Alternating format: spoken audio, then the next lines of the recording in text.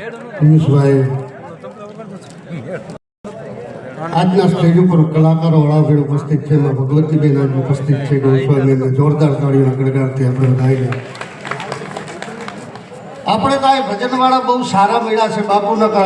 અમુક ભજનવાળા અમને એવા ભૂટકી જાય ને, ભજન ગાતા ગાતા નામાચણ વારે ગુરુના પ્રતાપે ઉકા જેઠા બોયલા. આપણે એમ ઉકા જેઠા કોણ? બે બાજુમાં ઉકા જેઠા કોણ તો કે મારો પાડોશી. ભાગ્યા તારો પાડોશી બધા નથી. આ પ્રાચીન તો મને ખબર તમે કે ઉકા જેઠા લગાડ્યું શું કામ? તો કે હું ભજન ગાતા ગાતા નામાસણ ભૂલી ગયો તો ઉકા જેઠા લગાડી દીધું. એ ગયો ને બીજો આવ્યો ને પેટીના સૂર દીધા. એટલે મેં તો નક્કી કરી લીધું કે નક્કી ખટારાનો ડ્રાઈવર હોય.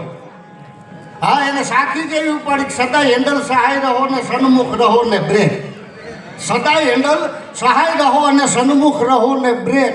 પાંચેય દેવ મળી રક્ષા કરો ટાયર ટ્યુબ બને છે. પાછું ઉપાડ્યું ગુરુ રમવીના વાતું કેસી જો મળે દેશી. વ્યાસપીઠ ઉપર દેશીની વાતો કરે. આના ભજન કેમ સાંભળવા? આજ તો બેનને પણ આપણે સાંભળવા છે. પણ ખરેખર તો આ ગોધાણી પરિવારના સુરાપુરાની આજ કાંઈક કૃપા આવી છે ને. એમ કહેવાય ધના બાપા, હરદાસ બાપા, પાચા બાપા અને ચકુ બાપા, આ બધાની જો ગોધાણી પરિવાર ઉપર કૃપા હોય ને તો અત્યારે આપણે એનું ભયરું કરી છીએ. એનું કારણ કે એ આપણે કોરોના કાળમાંથી બહાર નીકળીને જાય બેઠા છે. સાહેબ, એની કાંઈક કૃપા આવી છે. માણસે માણસનો ફક્ત ઉપયોગ કર્યો છે, ના છૂટકે કુદરતે આ એક પ્રયોગ કર્યો છે. આવો પણ સમય આવશે નહોતી ખબર, માણસને જ માણસનો ડર લાગશે નહોતી ખબર. મોંઘામાં મોંઘા કપડા કબાટમાં લટકાવી દેવામાં આવ્યા અને બ્રાન્ડ વિનાનું બાસ્ક જાજી જીતી ગયું. સાહેબ, કોરોના વાયરસના માધ્યમથી ઈશ્વરનો સુંદર સંદેશ. આ તમે પૃથ્વી પરના મહેમાન છો, માલિક નહીં.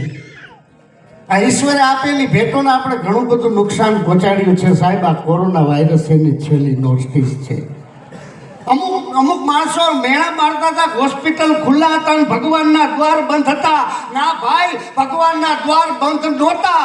જો અદ્રશ્ય વાયરસમાં તમને મારવાની શક્તિ હોઈ શકે તો અદ્રશ્ય ભગવાનમાં તમને બચાવવાની પણ તાકાત છે. વિશ્વાસ રાખજો. તેથી બધા ભગવાન મંદિરો બંધ હતા. એનું કારણ વલ્લભભાઈ એ હતું. તેથી બધા ભગવાન હોસ્પિટલમાં સફેદ કોટ પહેરીને સેવામાં હતા. કોણ કહે છે ભગવાન નથી દેખાતા? સાહેબ, એક દી એમ કહેતા નેગેટિવ લોકોથી દૂર રહ્યો, આજે એમ કહે છે પોઝિટિવ લોકોથી દૂર રહ્યો.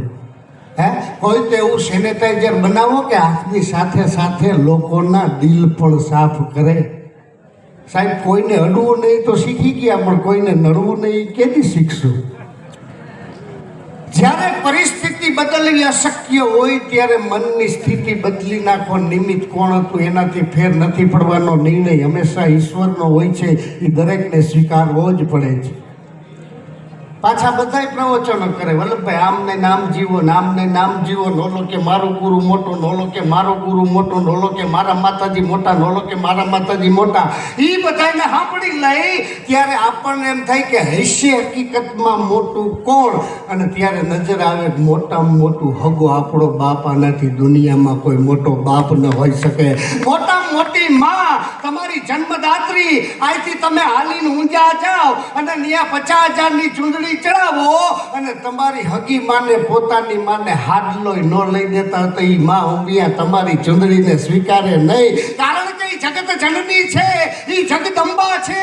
કે પેલા કે તારી માને ઓઢણી લઈ દે, એને ચૂંદડી લઈ દે અને પછી ખાલી મને શ્રીફળ વધેર દે. દોસ્ત, તારી ઉપર હું ખમકારા કરી પણ તારી જનેતાને તો આચે પરણાવ્યો નથી, નોખો થયો નથી. વલ્લભભાઈ, બા વહુ હામું ટક ટક નહીં હો. હાલા ગાવા ઈ આવ્યા હતા એમ કરિયાવરના કબાટમાં ઊભો માથું ઓરાવતો હતો. બા કે વહુ હામું ટક ટક નહીં હો. એના બાપા સાંભળી ગયા બટા ઘૂઘું. હા બાપા, બટા ગાડું જોઈને વાડી ઊંચી જી આવીએ. કેમ બાપા? ઓછીતા બટા. દીકરે જોયું ગાડું, બાપ પરોળો લઈને બેસી ગયો ગાડામાં. વાડીએ ભૂગ્યા ને કીધું બટા ગમાણમાં બળદ બાંધતો. જેવો બળદ બાંધવા ગયો ને બાપ પરોણો લઈને સોટી પડ્યો ને સાર પરોણે છોકરાને લાવ. હા બાપા, નહીં બટા, વહુ હામું ટક ટક. હાલો બટા, ઘીરે જવું હોય તો કાંઈ કામ છે નહીં બટા, હાલો ઘીરે. ઘીરે આવ્યા, રૂમમાં બેસીને પત્નીને બોલાવ્યા. આમ જો ગાંડી માવતર એટલે માવતર હો. 68 તીરથ માના ચરણમાં હોય. ગાંધી બાનું નામ ન લેવાય, બાપા વાડીએ લઈ જાય. વલ્લભભાઈ 5-7 વર્ષ થયા ને એક દી હૈયા છેડું બા હું ટક બાપાને ભાળી ગયો. હું તો ખાલી ઢોંગ કરું છું. સાહેબ બોલવું, ગાવું, વગાડવું એ તો માં ભગવતીની કૃપા હોય તો એમાં થઈ શકે, એમાં મારી ના નથી. અમારા કવિને કોકે પ્રશ્ન કર્યો, ગંગા નદી ના એટલે પાપ ધોવાઈ જાય. કવિએ કીધું 100% ધોવાઈ જાય. ગંગા છે, પાપ હરણી છે, 60,000 સગર પુત્રોના મોક્ષ માટે ઉતરી છે, એમાં સ્નાન કરો એટલે પાપ ધોવાઈ જાય. પણ કવિએ કીધું ગંગાની કેપેસિટી 24 કલાકની છે. આપણું પાપ 24 કલાક સાચવે. પછી કે આપણું પાપ છે ગંગા એ દરિયા જ દઈ ગઈ. દરિયો આપણું પાપ 15 દિવસ સાચવે. એમાં ઓલી ભરતીને ઓટ આવે ને વલ્લભભાઈ, અને આપણું તમામ પાપ છે દરિયો કાંઠામાં કાઢી નાખે. નિયાવાલા આગરિયા બેઠા એ પાપનું મીઠું કરીને કિલોનું પેકિંગ કરીને પાછા આપણા ઘીરે મોકલી દઈએ. એ તો આપણે ફરવા ગયા, બાકી રબરમાંથી કરતું આવશે 15 દીમાં પાછું. પણ ખૂબ ખૂબ પ્રાર્થના અખિલ બ્રહ્માંડના નાથને કરીએ કે આવા કામમાં વાપરે છે ને ભાઈ. સૂફી સંતોને લાખ નમન. વલ્લભભાઈ મને ગઝલ બહુ ગમે છે ચંદુભાઈ.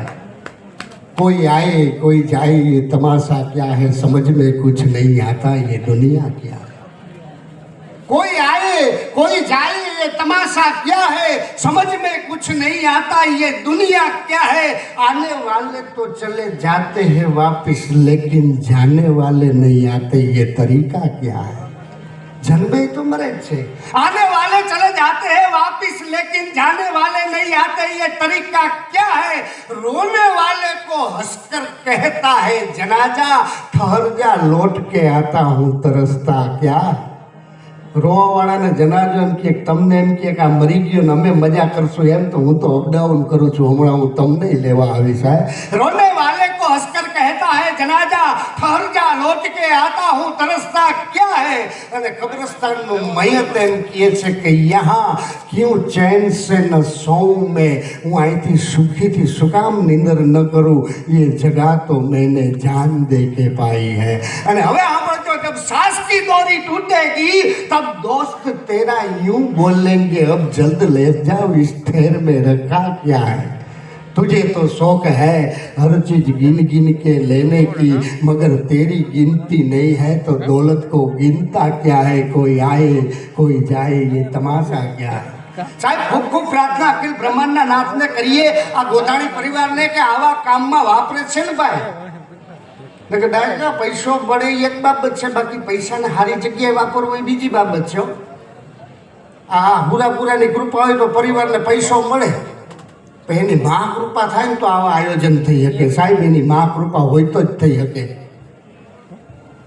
મેં કહ્યું ખૂબ અત્યારે રૂપિયો મેળવો વલ્લભભાઈ બહુ અઘરો નથી. એક દી હું ગીત ગવાતું લાખો પતિને સાજન બેઠું માંડવે, આજે કોઈ લાખની કિંમત નથી, લાખ રૂપિયાની બોલો રૂપિયાની થઈ ગઈ.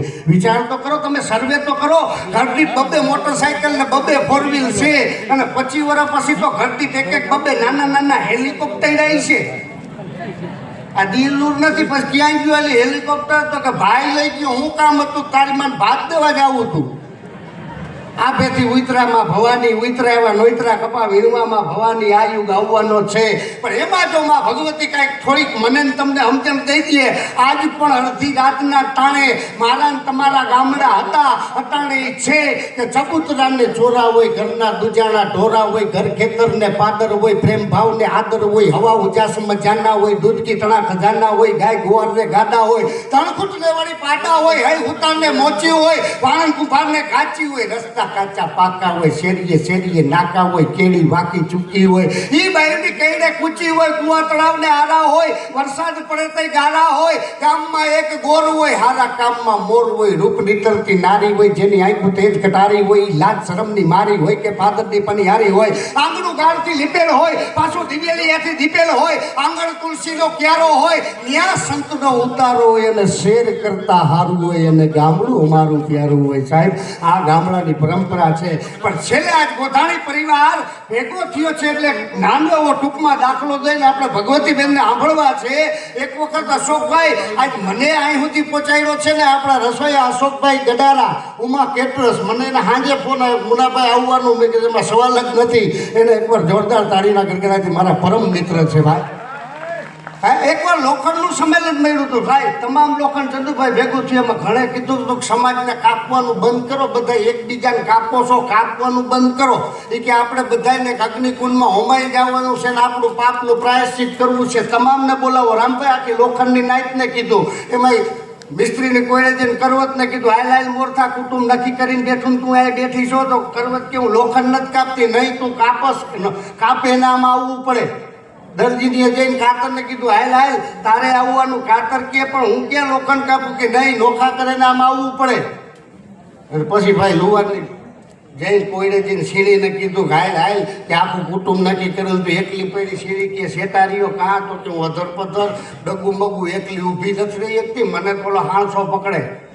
વલ્લભભાઈ હાણસામાં આવ્યો હોય અને ખબર પડે, કાપવું ન કાપવું હોય ને તો કાપવું પડે. તો હાણસામાં આવ્યો હોય ને ખબર પડે.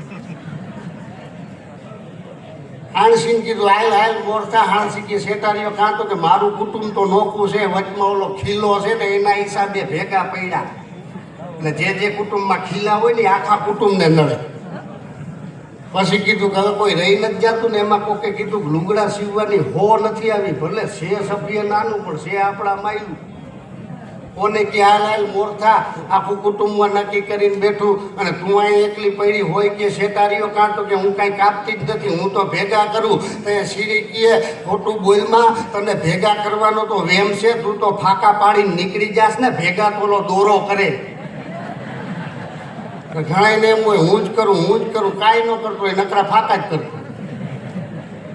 અને એ તમામ લોખંડ ભેગું થયું, એક એમ કુંડમાં પડ્યું, એમાંથી એક સ્તંભ થયો અને એ ફાટીને જો નરસિંહ અવતાર થતો હોય તો લોખંડ ભેગું થાય. ત્યાં ભગવાન આવતો હોય તો આ ગોધાણી પરિવાર ભેગો થાય ને, ત્યાં એના પૂરાને આવવું જ પડે. એમાં કોઈ શંકાને સ્થાન નથી. એ આજ પરિવાર મેળો છે. તો આપણે બેનને આપણને બેન ગયા શિવરાત્રી મેળા મારાથી એવું ચંદુભાઈ કહેવાય ગયા દુનિયામાં કોઈ લગ્ન વગરનો બાકી જ નથી. આવું ત્યાં બોલાય. વલ્લભભાઈ 5 બાબુ ઉભા થયા. મુનિયા તો નીચે ઉતારો. ક્યાં સમજતા હોય લગ્ન વગરના નહીં લેતો, અમને ક્યાં લગ્ન ક્યાં હે? અને કીધું બાપુ આ તો મેં ઘોડો જાણ કર્યો, આવું મને કોઈ બોલવાનું કીધું. મેં કીધું બાપુ બેઠ જાઉં, પૂરા સુન લો, તમારા લગ્ન થયા તા તો પકડવા પડ્યા. અમારી શાદી. મેં કીધું બાપુ તમારી શાદી થઈ એટલે તમે દીક્ષા લીધી. તમારા ને અમારા માંડવામાં ફેરી હતો. તમારો સ્વયંવર રચાણો સદગુરુના દેશમાં. અહીંયા તમારો સદગુરુનો શબ્દ ને તમારી સુરતા બે બંધાણી એટલે તમે દીક્ષા લીધી. અને તમારા સદગુરુના શબ્દએ અને સુરતાએ બે લગ્ન કર્યા એટલે તમે દીક્ષા લીધી. ને અમે માંડવામાં ફેરા ફર્યા તો અમને ન ફાવ્યું, તમે પછી દીક્ષા લીધી.